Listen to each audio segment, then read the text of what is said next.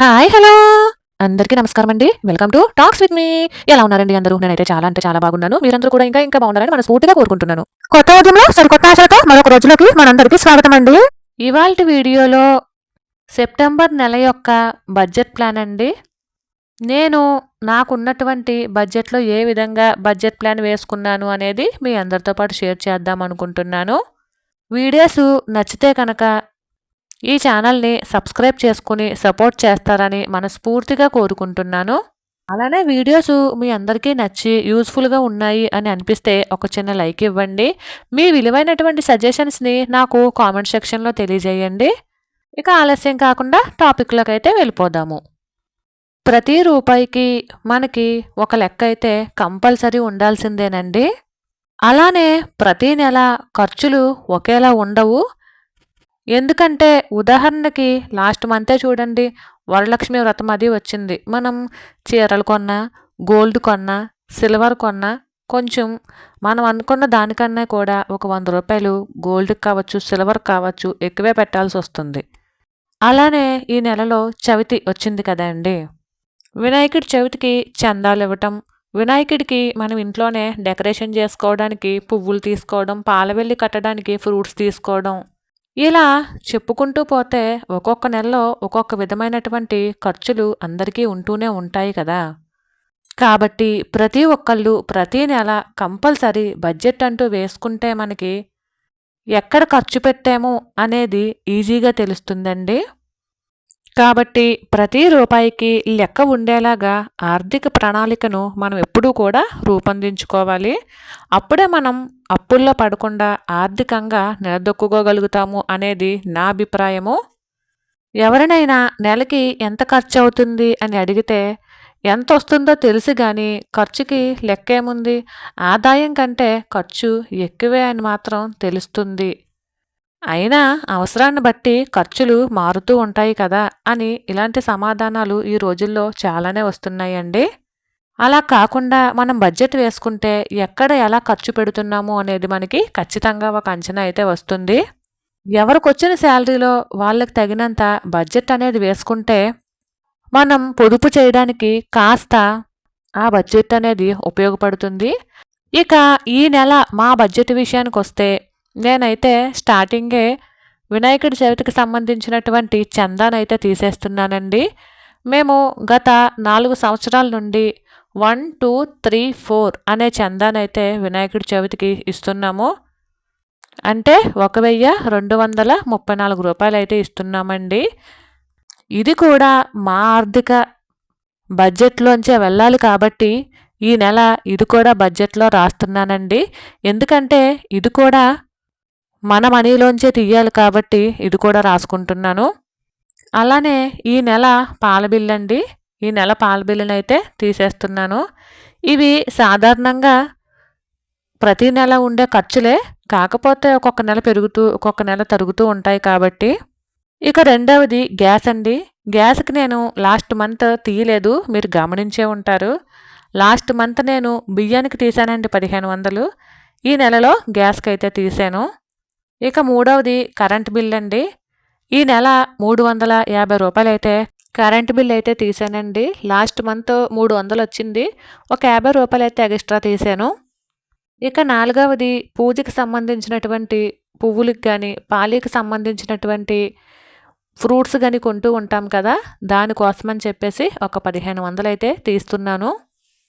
మనం ముందే ఈ విధంగా తీసి పెట్టుకుంటే తడుముకోనవసరం లేకుండా దేనికి ఎంత బడ్జెట్ అవుతుంది అనేది మనకి నెల స్టార్టింగే ఒక ప్రణాళిక అయితే మనకు వచ్చేస్తుందండి. ఇంకా ఇది కిరాణా సరుకులకైతే తీస్తున్నానండి. ఇక తర్వాత వచ్చేసి స్కూల్ ఫీజు అండి. స్కూల్ ఫీజు 3 నెలలకు ఒకసారి కడుతూ ఉంటాము. First term already కట్టేసామండి.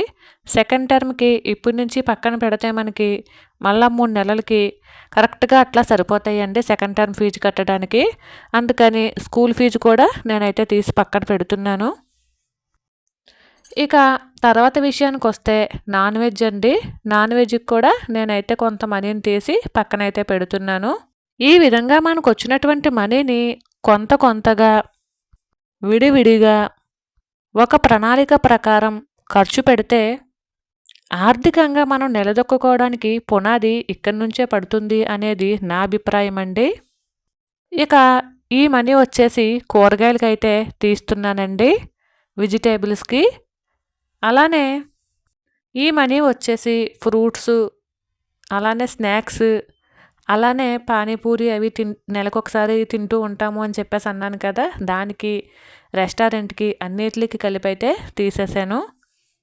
ఇక ఈ మనీ అయితే సేవింగ్స్ అండి. ముందే నాకొచ్చినటువంటి మనీలో కొంత అమౌంట్ అయితే స్టార్టింగే ఒక 1000, 2000 సేవ్ చేస్తాను. అలానే వాటితో పాటు గోల్డ్ స్కీము, పోస్ట్ ఆఫీస్‌లోని చీటీ కట్టడం ఇలాంటివి కూడా చేస్తూ ఉంటానండి. ఇవైతే మాత్రం గోల్డ్ స్కీమ్‌కి, పోస్ట్ ఆఫీస్‌లో కట్టడానికి, చీటీ కట్టడానికి తీసినటువంటి అమౌంట్ అండి.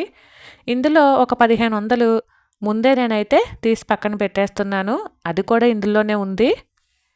ఫస్ట్ మనకొచ్చినటువంటి మనీలో కొంత అమౌంటు మనం ముందే పొదుపు కింద పక్కన వేసేసుకుంటే అది మనకి ఏదో ఒక రోజు అత్యవసరానికి ఉపయోగపడుతుంది అనేది నా అభిప్రాయం అండి. ఇదైతే మాత్రం నా సేవింగ్స్ అనే చెప్తాను. ఇవన్నీ కూడా ఖర్చులండి. ఈ ఖర్చుల్ని సాధారణంగా తగ్గించుకోవచ్చు, పెంచుకోవచ్చు. ఇదైతే పొదుపండి. మ్యాక్సిమం దీన్ని తగ్గించకుండా ఉండడానికే ప్రయత్నిస్తాను. ఇందులో 3 రకాల పొదుపులు ఉన్నాయండి. ఒకటి గోల్డ్ స్కీము, అలానే రెండవది వచ్చేసి చీటీ కట్టడము, మూడవది వచ్చేసి పోస్ట్ ఆఫీస్‌లో డిపాజిట్ చేయడమునండి. ఇది కాక ఒక 1500 నేను రెగ్యులర్‌గా చేసేటటువంటి పొదుపు అనమాట. ఇక ఈ మనీ వచ్చేసరికి మనం నిత్యము దేవుడికి పటాలకి పువ్వులు కొంటూ ఉంటాం కదా! దానికని చెప్పేసి పక్కన పెడుతున్నాను. ఇందాక పెట్టినటువంటి మనీ ఏమో వచ్చేసి వినాయకుడి చవితికి, డెకరేషన్‌కి, అలానే పాలవెల్లికి మనం కడతాం కదా ఫ్రూట్సు, అవి కొనటానికని చెప్పేసి పక్కన పెట్టానండి. ఇవి నెలంతా కూడా కొనటానికని చెప్పేసనమాట. ఇక ఇవి వచ్చేసి అత్యవసరానికండి. అత్యవసరానికి కంపల్సరీ ఎంతో కొంత ప్రతి నెల అయితే వేస్తూ ఉంటాను. అది 500 కావచ్చు, 1000 కావచ్చు. నా అవైలబిలిటీని బట్టండి.